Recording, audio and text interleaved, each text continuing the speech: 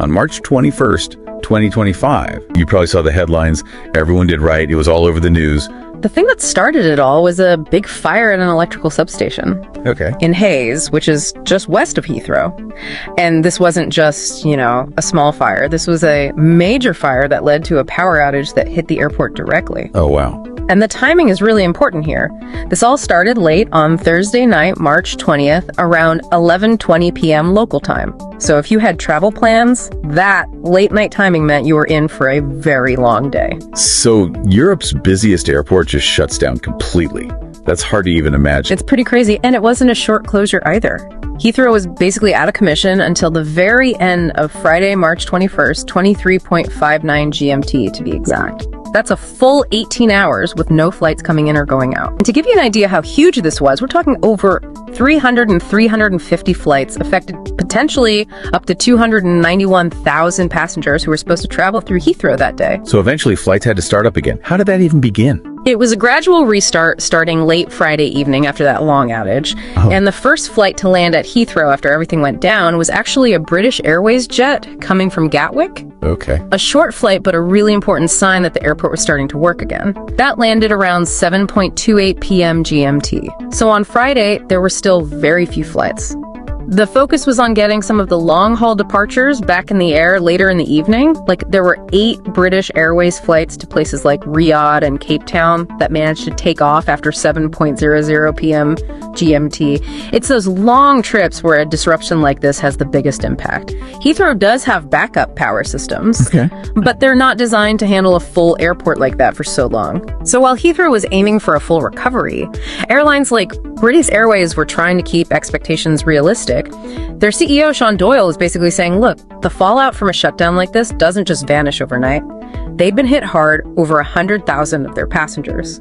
670 flights affected just on Friday. Wow. So for Saturday, British Airways figured they'd be running around 85% of their flights. But they were also telling passengers to be ready for possible delays as they worked through the backlog of planes crew and all those rebookings. So even with the airport being optimistic, the airlines were still facing huge challenges. So the root of this whole mess was the fire at the North Hyde electricity substation, and it was a big one. We're talking roughly 25,000 liters of cooling oil involved. Oh, wow. To give you an idea, that's a ton of flammable material, which made it really tough for the firefighters. It took around 70 firefighters a full 7 hours to get that blaze under control. 7 hours. Yeah. The London Fire Brigade said it was finally out by 6:28 a.m. GMT Friday morning. That is serious.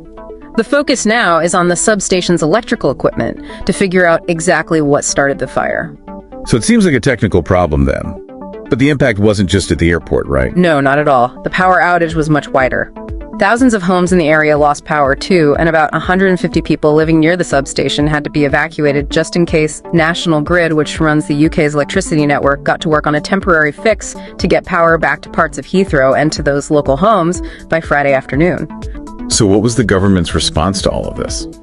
The UK government, specifically the Transport Secretary Heidi Alexander, she acknowledged the immense distress and disruption this caused to all those travelers, and she said publicly that they would learn from this, which probably means they'll be looking into how strong those systems are and how to handle things better if it happens again. The Civil Aviation Authority, the CAA, that's the UK's aviation regulator, they pushed airlines to help those affected passengers.